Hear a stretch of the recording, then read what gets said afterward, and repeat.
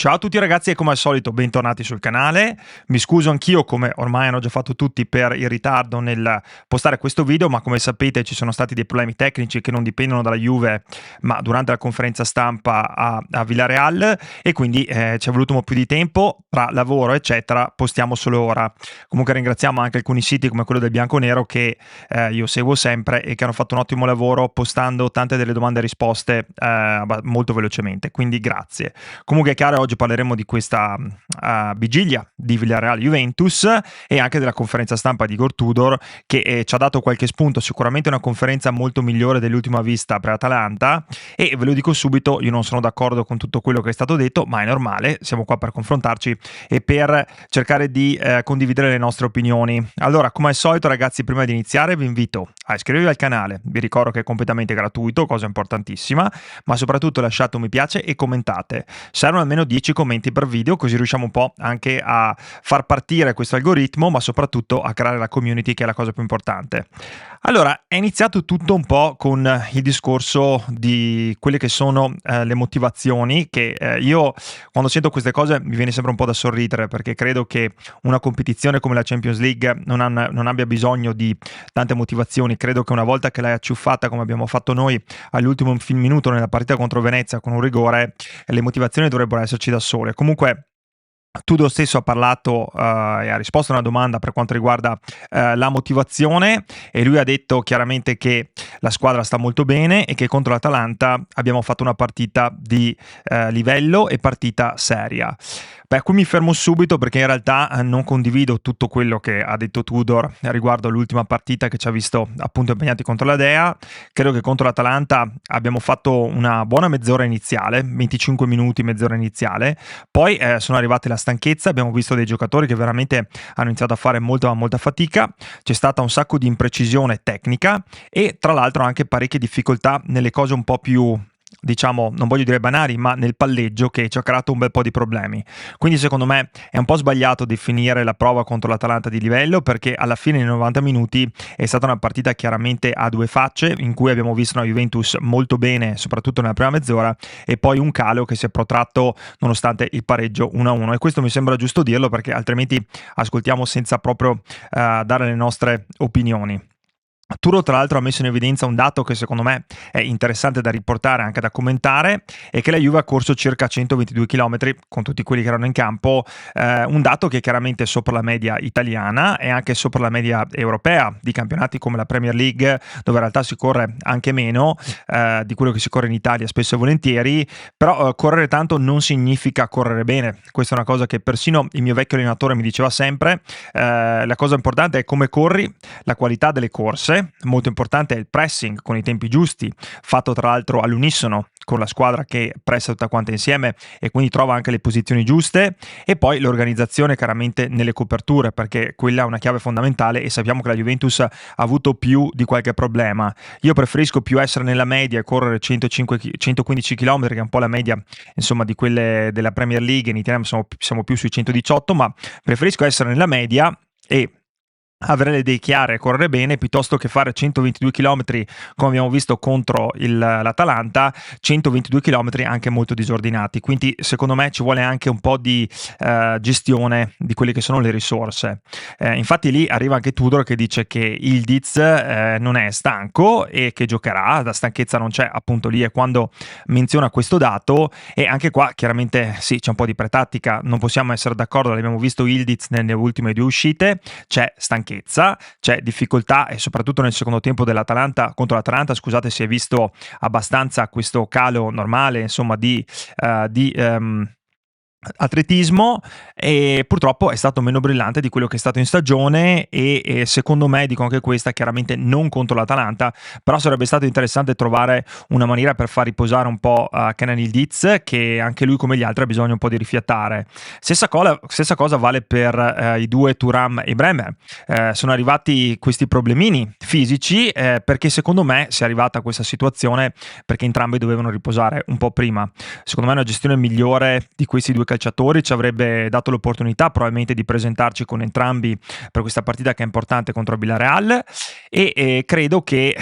anche se Tudor ci dice che i due sono ancora in forze, ma saranno probabilmente presenti con la partita contro il Milan. Bisognerà anche andare a vedere, perché soprattutto Bremer va utilizzato in maniera intelligente. Io mi chiedo anche come mai abbiamo trattenuto calciatori che secondo me sicuramente possono giocare contro il Villarreal e contro l'Atalanta, come Rugani, e mi sembra un po' strano che non siano mai stati schierati, perché ce l'hai, lo paghi, è un ottimo giocatore è un buon giocatore che dà sicurezza, molto spesso ha fatto anche un ottimo precampionato, quindi mi sarei aspettato di vederlo un po' utilizzato, invece non l'abbiamo visto. Tudor ha parlato bene anche degli attaccanti, come fa di solito. Lui tende sempre, insomma, a elogiare, come è giusto che sia. Dice che hanno bisogno di essere coccolati e che hanno tutti la mentalità giusta, insomma, sono tutti sul pezzo, come si dice, ma ha anche ribadito, per quanto riguarda il discorso delle due punte, che è normale che ci sia, visto che ne hai 3-9 di ruolo. Lui ribadisce che sarebbe bello vederli insieme, ma in realtà sarà difficile, perché se li vediamo tutti quanti insieme vuol dire che siamo sotto e dobbiamo recuperare. Quindi è chiaro che lui non vuole giocare con più di una punta insieme in questo momento, è ancora abbastanza fissato su questo modulo che secondo me molto spesso ci crea dei problemi, e io resto proprio contrario, perché credo che una Juve con due punte vere dall'inizio sarebbe molto più pericolosa, ma soprattutto meno leggibile da parte degli avversari, soprattutto se poi vai a giocare con un Kalulu a destra, come abbiamo detto ieri, lo continuiamo a ripeterlo, quando su quella fascia hai Gatti, Kalulu e Azic, ad esempio era quello di la scorsa settimana. Secondo me si capisce che quella fascia non verrà utilizzata molto per spingere. Quindi oltretutto io continuo a vedere gli stessi problemi che avevamo in passato, cioè dal punto di vista della punta troppe volte la vediamo completamente isolata a lottare da sola contro i centrali, diventa uno scambio molto fisico, e ci sono calciatori come Openda che secondo me non possono fare quel tipo di gioco e devono essere sfruttati molto di più per quanto riguarda la velocità, la profondità e il passaggio filtrante. Secondo me con due attaccanti veri là davanti, visto che ce li abbiamo e dovremo sfruttarli, daremo molta più profondità alla squadra, e secondo me ci sarebbero delle opzioni anche fin da subito che fino a questo momento la Juventus non ha avuto, cercando proprio di combattere questa prevedibilità. C'è anche il discorso, anche con Tudor, del fatto che ha lasciato aperto la possibilità di una difesa a 4 in alcuni momenti. Io credo che sarebbe molto interessante invece andare a vedere una difesa a 4, visto che quella 3 secondo me non ci dà tutte le sicurezze di cui abbiamo bisogno, e lui continua a ripetere comunque che è una mossa che può essere interessante, però la vede di più come una mossa a partita in corso, non necessariamente scusate, un qualcosa che può fare fin dall'inizio, quindi più un adattamento in caso che le cose non vadano come previsto. E questo secondo me, ripeto, io Tudor sono con lui al 100%, però credo che sia ancora un limite in questo momento di quello che è il nostro allenatore, che è un po' troppo non voglio dire fissato, ma non è molto flessibile sul cambio del modulo, e credo che questo in futuro potrebbe creare i problemi. Poi c'è chiaramente anche un po' la domanda sul Villarreal, sulla qualità, visto che comunque il Villarreal in realtà è terzo in classifica. Sì, non ha avuto, mi sembra, a parte l'Atletico Madrid, partite di altissimo livello nelle prime 5-6 di campionato, però comunque al terzo posto è lì, e quindi in questo momento è sicuramente anche in uno stato di forma interessante, nonostante anche loro abbiano delle assenze. Però lui, anche tu lo dice, che chiaramente Villarreal sì è una squadra di livello, però ha dei punti deboli e dei punti forti, ci sono delle cose positive e negative proprio come ce l'ha Juventus, e che noi come squadra possiamo essere un osso duro per tutti. L'aveva detto anche in passato prima di Verona, dicendo che se noi giochiamo come sappiamo giocare, insomma siamo molto difficili da affrontare, invece appena diminuiamo un po' l'intensità diventiamo molto più prevedibili, e infatti si è visto. Però sì, a me piace che ci sia questo atteggiamento positivo, anche perché nell'ultima conferenza stampa in realtà l'atteggiamento non era stato proprio dei migliori da parte di Igor Tudor, l'avevamo detto un po' tutti, era sembrato non solo scarico ma proprio forse già stizzito per alcune cose, l'abbiamo detto. Però è chiaro che nonostante lui sia positivo, e ci mancherebbe pure, deve caricare la squadra, è chiaro che queste assenze, cioè soprattutto Thuram e Bremer, che fanno parte secondo me della spina dorsale di questa squadra, creano problemi, e credo che comunque Tudor con il passare del tempo dovrà andare a concentrarsi di più su quella che può essere la rosa titolare della Juventus. Io non concepisco questa idea di continuare a cambiare, a rotare, che sia davanti, dietro e mezzo. Ormai siamo a ottobre, e credo che a ottobre si dovrebbe già avere in testa un po' un'idea di quelli che sono la maggior parte delle posizioni di questi calciatori. Invece vedo ancora troppi cambiamenti. Bisogna dare continuità anche là davanti alle punte, per cercare di vedere se magari utilizzando un calciatore invece che solo un paio di volte e poi cambiare con più continuità, si sbloccano magari anche certi meccanismi. È chiaro che entrambi Zegrova, che secondo me non è ancora in condizione per una partita da 90 minuti, potrebbe giocare domani, ma secondo me più di 45 non le ha ed è ancora parecchio imballato, però è chiaro che in alcune situazioni può fare la differenza. Però sia Zegrova che Openda sono arrivati in realtà al 1 settembre, siamo alla fine di settembre, è passato solo un mese, non ci si può aspettare miracoli.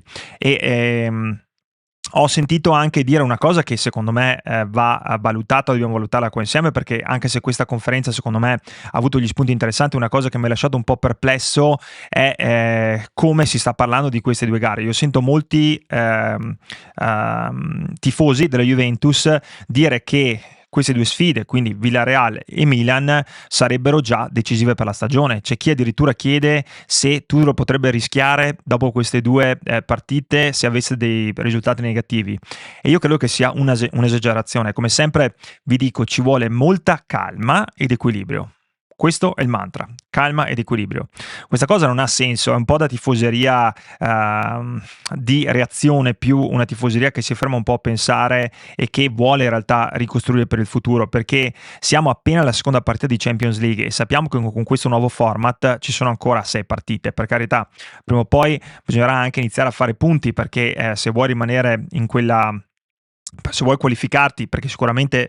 sarà molto difficile arrivare tra le prime 8, ma se ti vuoi qualificare per gli ottavi è importantissimo chiaramente iniziare a fare punti, soprattutto con squadre che non sono di prima fascia come Villarreal, anche se una l'abbiamo già incontrata, che era il Dortmund 4-4, però vi ripeto, secondo me è un po' un'esagerazione. Siamo alla seconda di Champions, andremo alla sesta di campionato quando giochiamo contro il Milan, e mi sembra che ogni anno si accorci un po' questo...